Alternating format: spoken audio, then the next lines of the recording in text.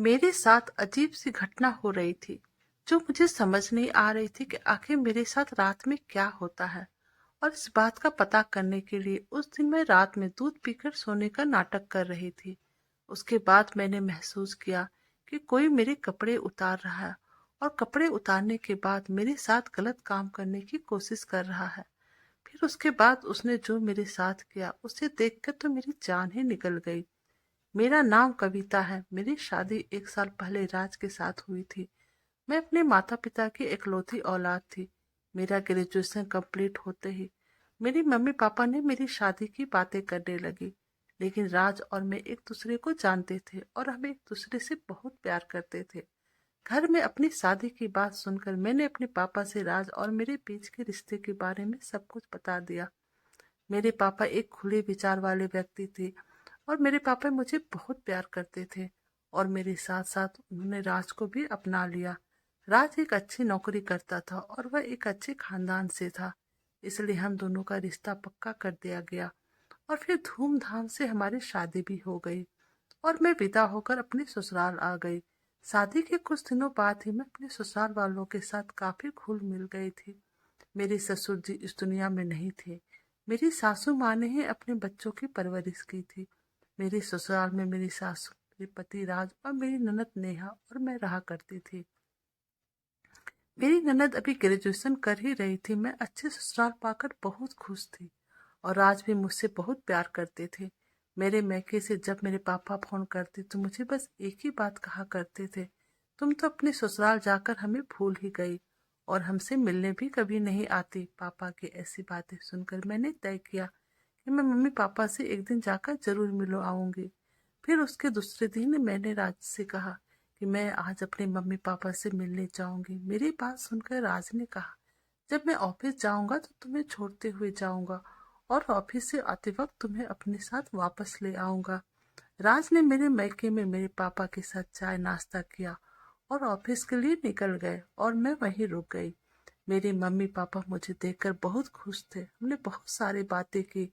बात हुई तो बातों में पापा ने मुझे बताया कि मेरे दोस्त का एक लड़का है, वह अच्छी जॉब भी करता है, उसका परिवार भी बहुत अच्छा है। अगर तुम अपनी ननद के लिए वो लड़का देख सकती हो तो मैंने उस वक्त पापा से कह दिया कि हम इसके बारे में बाद में बातें करेंगे और फिर हम बातों में लग गए। शाम को राज मुझे लेने आए।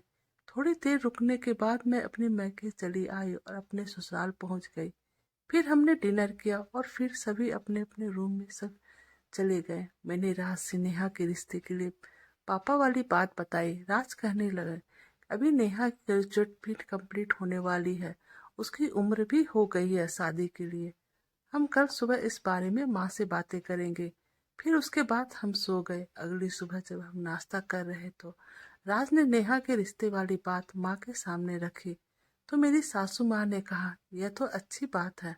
अगर वह लोग कविता से पापा को जानकार के लोग हैं तो इससे अच्छी बात क्या हो सकती है। जान पहचान वाला अगर अच्छा रिश्ता मिल जाए तो इसमें हर्ज क्या है। इस बीच नेहा भी बोल पड़ी कि हाँ हाँ, मुझे यहाँ से भेजने की जल्दी से जल्दी तैयारी करो। कुछ देर हंसी मजाक करने के बाद राज अपने ऑफिस चले गए और हम लोग अपने अपने कामों में लग गए। कुछ दिन ऐसे ही बीत गए और एक दिन पापा का कॉल आया और वह कहने लगे, लड़के वाले कल नेहा को देखने के लिए आ रहे हैं। फिर हम लोगों ने उसके आने की तैयारी शुरू कर दी और दूसरे दिन उनका इंतजार करने लगे। राज भी आज घर पर ही थे क्योंकि लड़के वाले उनकी इकलौती बहन को जो देखने आ रहे थे। और फिर थोड़ी देर बाद वह लोग हमारे घर पहुंच गए। सभी लोगों ने नेहा को देखा और हमारे परिवार को भी बहुत पसंद किया।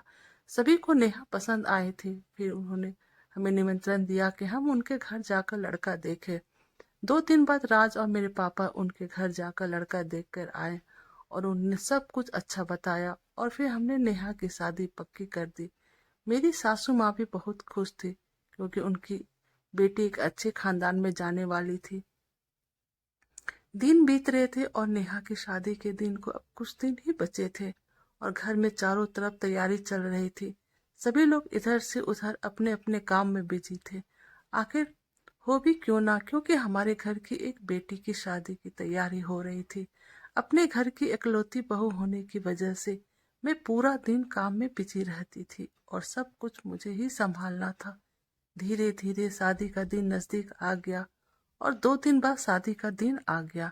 मेहमान भी आ गए थे, शाम को बारात भी आ गई और सभी लोग अपने अपने तैयारी में लग गए। इसी बीच मेरी सासू माँ की तबीयत बहुत ज्यादा खराब हो गई और उन्हें जल्दी जल्दी से अस्पताल ले जाना।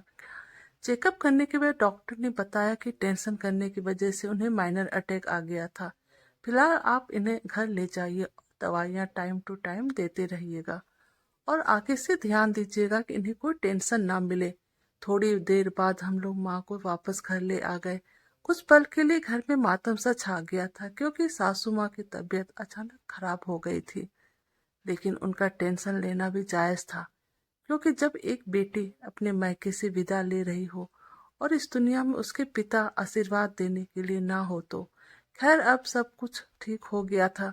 सभी मेहमानों ने चैन की सांस ली क्योंकि सही सलामत माँ घर वापस आ गई थी।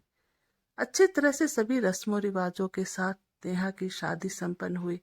विदाई का समय आ गया था और सभी लोगों का चेहरा उतर गया था क्योंकि घर से एक बेटी विदा होकर जाने वाली थी और थोड़ी देर बाद नेहा की विदाई भी हो गई। और फिर हम लोग सभी काम समेटने में लग गए। सारा काम खत्म करने के बाद सभी लोग आराम करने के लिए चले गए क्योंकि सब लोग थक चुके थे और कुछ मेहमान भी चले गए थे। सुबह जल्दी उठ के मुझे नेहा के पग फेरों की तैयारी करनी थी और अगले दिन नेहा अपने पति के साथ फेरों की रस्म पूरा करने के लिए आ गई। हम सभी लोगों ने मिलकर नाश्ता किया और मैं नेहा को लेकर उसके कमरे में चली गई। हम बैठकर बातें करने लगे। नेहा ने अपने ससुराल के बारे में बताया कि उनका ससुराल बहुत अच्छा है। कुछ देर बाद नेहा के जाने का टाइम आ गया और वह सभी लोग चले गए। कुछ दिन तो यूं ही निकल गया। आज मेरे ससुराल में खुशी का माहौल था क्योंकि मैं माँ जो बनने वाली थी।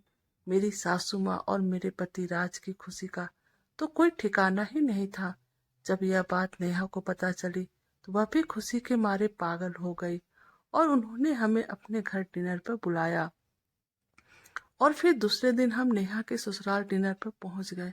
हमने सबसे मुलाकात की, डिनर किया और सबको गिफ्ट दिया। फिर उसके बाद वापस हम अपने घर आ गए।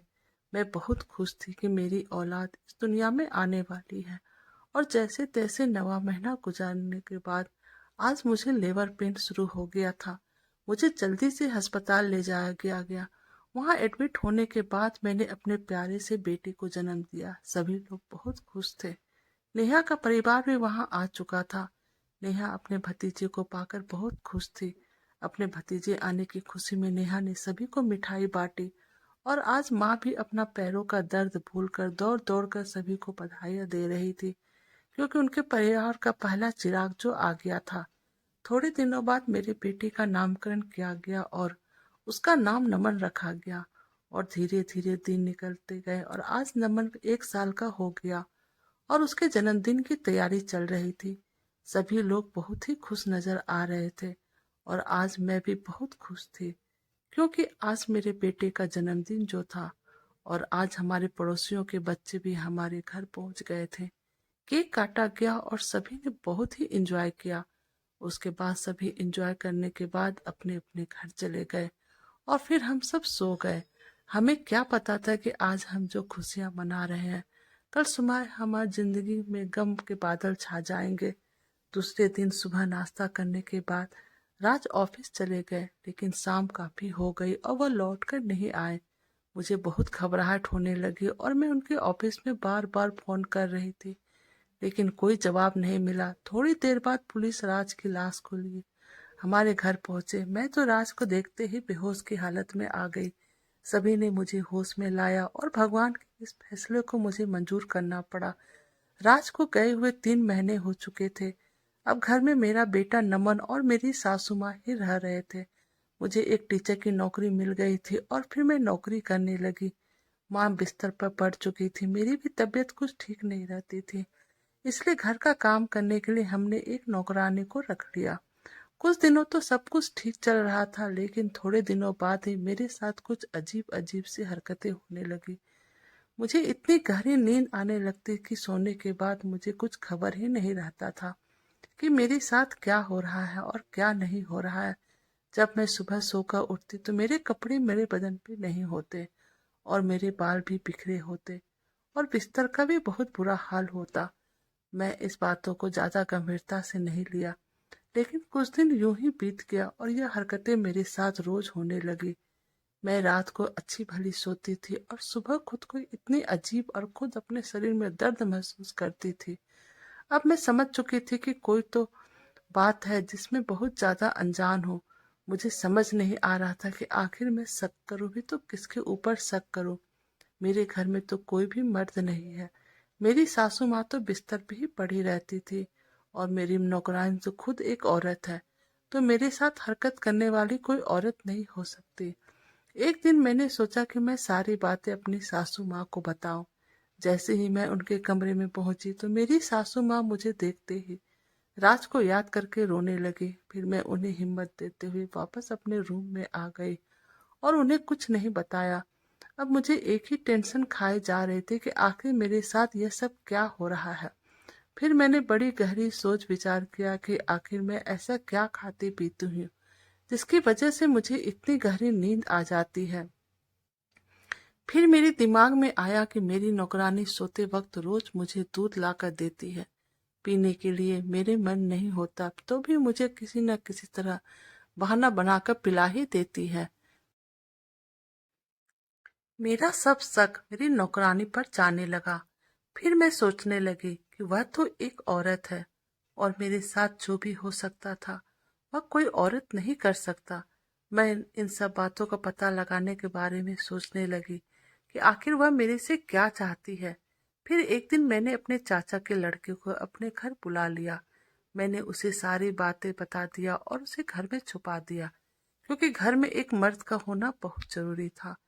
फिर एक रात को हमने खाना खाया और सभी लोग अपने कमरे में सोने चले गए। रात को मेरी नौकरानी मेरे लिए दूध लेके आई और मुझे देकर वापस चली गई। आज मैंने उस दूध को नहीं पिया और उस ग्लास को खाली करके वहीं टेबल पर सामने रख दिया और गहरी नींद का नाटक करके सो गई। लगभग रात के 12 बजे मेरे कमरे का दरवाजा खुला और मेरे पास आकर कोई खड़ा हुआ। मैंने अपनी आंखें बंद करके रखी थी। फिर वह मेरे कपड़े उतारने लगा। उसके बाद वह मेरे साथ गलत करने की कोशिश करने लगा तो मैं तुरंत खुद को छुड़ाकर उठ गई और अपने आप को एक चादर में लपेट लिया और कमरे की लाइट ऑन कर दिया। उसके बाद मैंने जो देखा उसे देखते ही मेरी जान निकल गई। वहां एक आदमी के साथ मेरी नौकरानी भी खड़ी थी। वह आदमी जैसे ही मेरी तरफ बढ़ा तब तक मेरा भाई मेरे रूम में आ गया और उन दोनों को पकड़ लिया।